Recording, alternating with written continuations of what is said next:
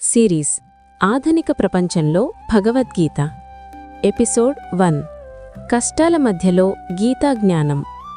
ఈ ఆధునిక ప్రపంచంలో డబ్బు ఉంది కానీ శాంతి లేదు, స్నేహితులున్నారు కానీ నిజమైన సంబంధాలు లేవు, సోషల్ మీడియా ఉంది కానీ మనసు ఖాళీగా ఉంది. ఇది కథ ఒక యువకుడి జీవితాన్ని మార్చిన గీతా జ్ఞానం గురించి. పాత్రలు: అర్జున్ ఐటీ ఉద్యోగి, స్ట్రెస్లో ఉన్న యువకుడు.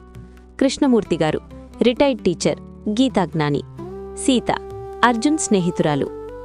ఒత్తిడిలో అర్జున్: బాస్, అర్జున్, ఈ ప్రాజెక్ట్ ఇంకా పూర్తి కాలేదా? అర్జున్: సర్, ప్రయత్నిస్తున్నాను. Dash dash dash. తనలో తనకు: నేను ఎందుకిలా బాధపడుతున్నాను? జీవితం ఇదేనా? రాత్రి ఒంటరిగా కూర్చుని ఫోన్ చూస్తూ లోకల ఖాళీగా అనిపిస్తోంది. మలుపు: ఒకరోజు పార్క్లో అర్జున్ బెంచ్ మీద కూర్చుంటాడు.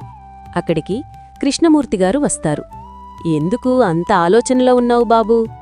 అర్జున్: జీవితం చాలా కష్టం సార్, ఏం చేసినా సంతోషం లేదు. కృష్ణమూర్తి నవ్వుతూ: నీ సమస్య కొత్తది కాదు, ఇదే సమస్య ఒకప్పుడు అర్జునుడిక్కూడా వచ్చింది. అర్జున్: అర్జునుడా? అవును, కురుక్షేత్రంలో నిలబడి అతను ఇలా అయోమయంలోనే ఉన్నాడు.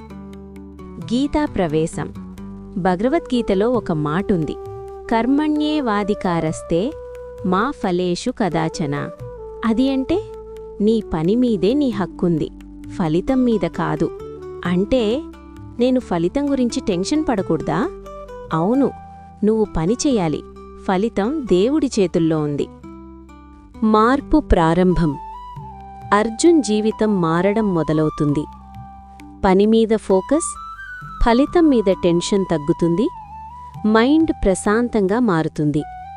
సీత: అర్జున్, నువ్వు చాలా మారిపోయావు.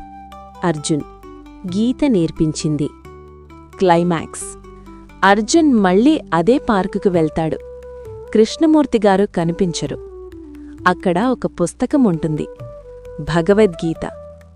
అర్జున్ ముగ్ధంగా: అది యాదృచ్ఛికం కాదు, అది మార్గదర్శనం.